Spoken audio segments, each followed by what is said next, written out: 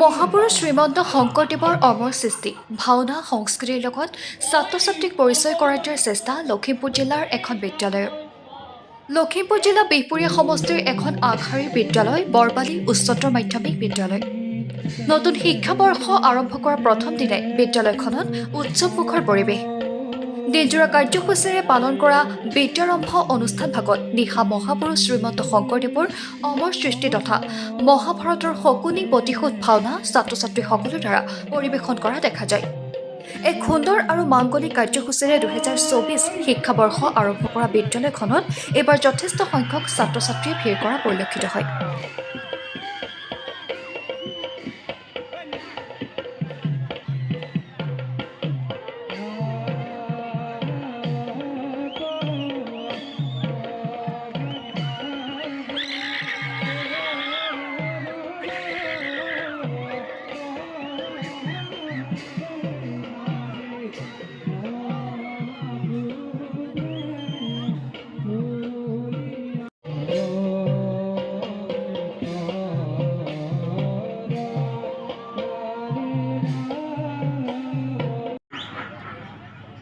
তোমাতে মুতে বিমানক্ৰমে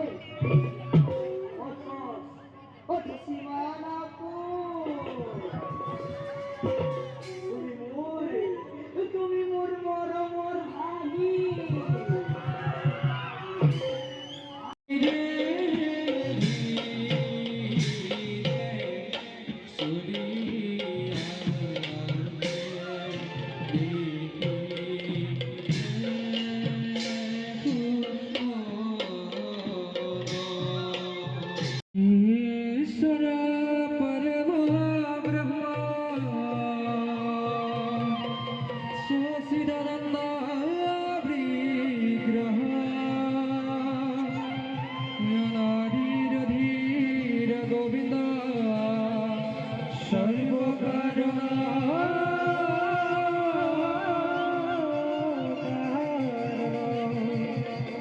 বিদ্যালয়ৰ যে সাংস্কৃতিক পৰম্পৰা আছে এই পৰম্পৰা ধৰি ৰাখিয়ে আমি আজি 2024 চনৰ শিক্ষাবৰ্ষৰ আৰম্ভণি হিচাপে উৎসৱ বিদ্যাৰম্ভ অনুষ্ঠিত কৰিছিলোঁ। আজি ৰাতিপুৱাৰ পৰা এই অনুষ্ঠান অনুষ্ঠিত হৈ আহিছে।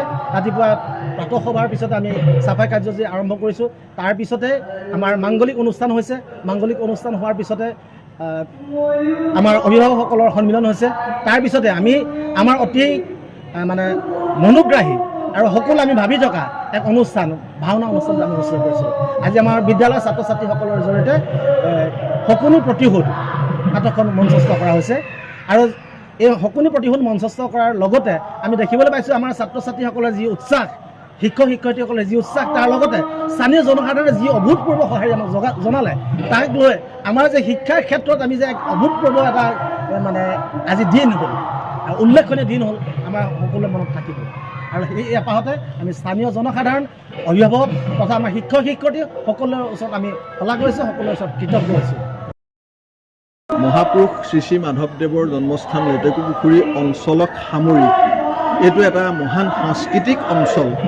এই অঞ্চলটোত ভাওনাৰ নিচিনা এটা সংস্কৃতি আমাৰ এই অঞ্চলটোৰ শিশুসকলৰ গাত জন্মৰে পৰা তেওঁলোকে পাই আহিছে।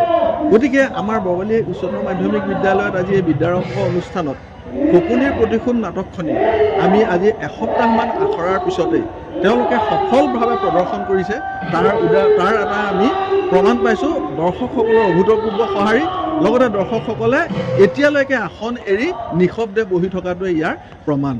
আমি বিদ্যায়তনিক দিশৰ উপৰিও অবিদ্যায়তনিক দিশতো ছাত্ৰ ছাত্ৰীসকলক আগবঢ়াই নিবৰ কাৰণে এনেধৰণৰ প্ৰচেষ্টা হাতত লৈছোঁ আৰু এই প্ৰচেষ্টাত আমি যথেষ্ট উপকৃত হৈছোঁ বুলি আমি আজি অনুভৱ কৰিছোঁ। আজি বিশেষকৈ আমি এই অনুষ্ঠানত অভিভাৱকসকলৰ, মাতৃসকলৰ, বিশেষকৈ মাতৃগোটৰ যি সহযোগিতা, সেই সহযোগিতাই আমাক অতিকৈ আপ্লুত কৰি তুলিছে আৰু আমি তেওঁলোকৰ ওচৰত চিৰকৃতজ্ঞ হৈ থাকিম।